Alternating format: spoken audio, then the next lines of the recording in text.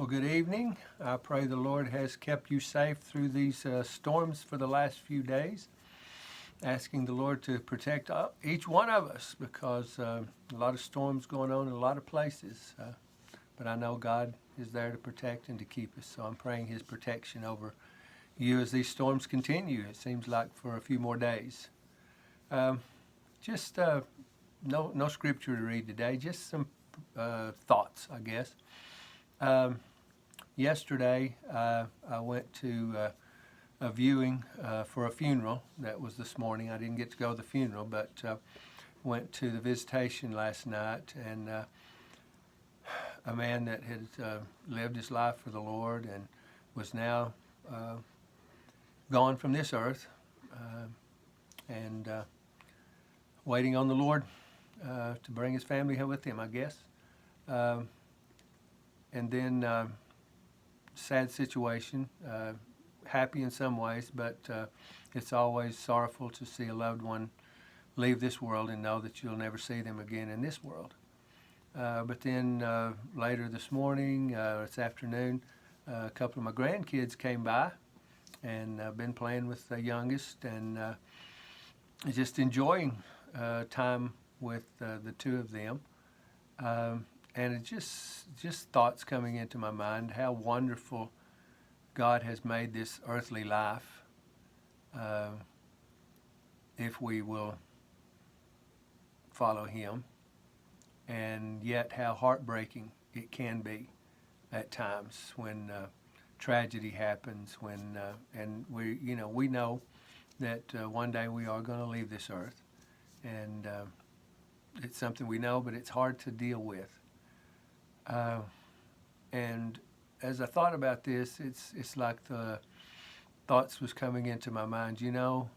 This whole situation, and I was talking to a man just Monday, I guess it was, about this. This life that we live here on this earth is just a preparation. It's a test, basically, to prepare us for eternity.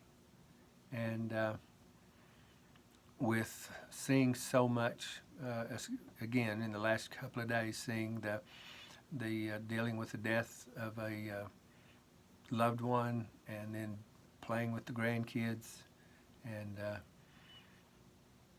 enjoying life. The two different sides, and one is so beautiful, and one seems to be so tragic. But the truth is that we can't lose sight of what's important, and we can't take this life for granted. We know that one day we're going to leave this world, but it's how we leave this world that's important.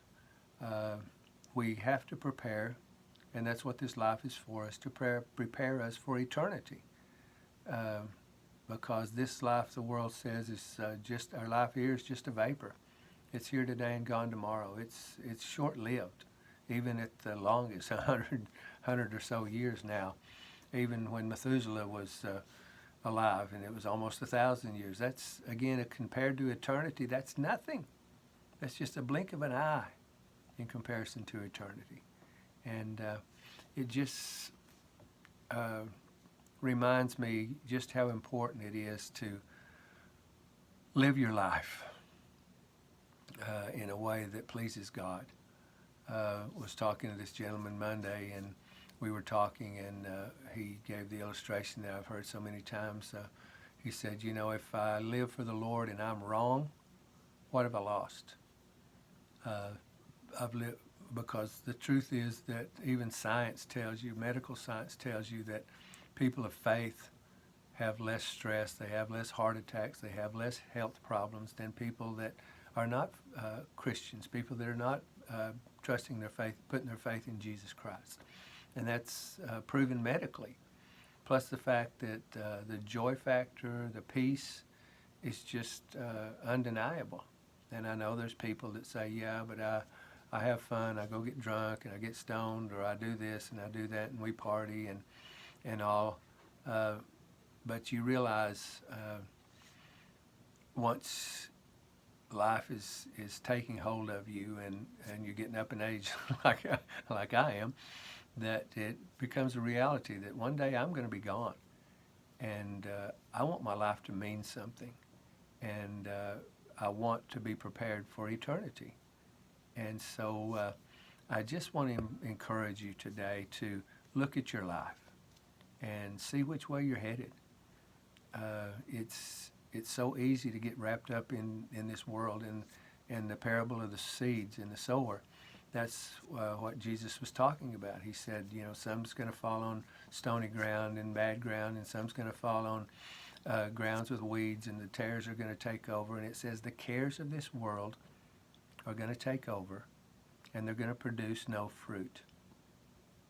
And I think that's the life of so many people today. They're just so wrapped up in the world, so wrapped up in the things that's going on in this world, that the spiritual aspect, the important part of this world, of this life, falls by the wayside. And we've got to be so careful not to let that happen, because the Word teaches us that a tree that produces no fruit is going to be plucked up and cast into the fire. And that tells us that a person that produces no fruit in their Christian faith is not going to make it into heaven. And it's a sad situation.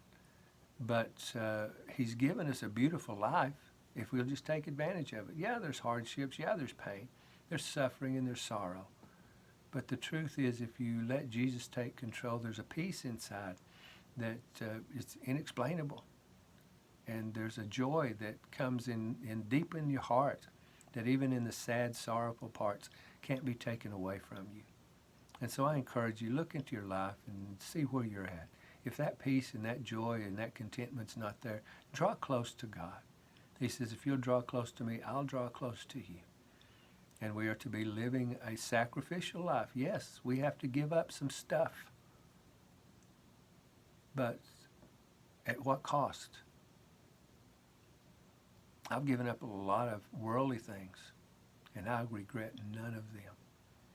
There's some things that I still, after 50 years of serving the Lord, that I still deal with in the flesh that I want to get rid of.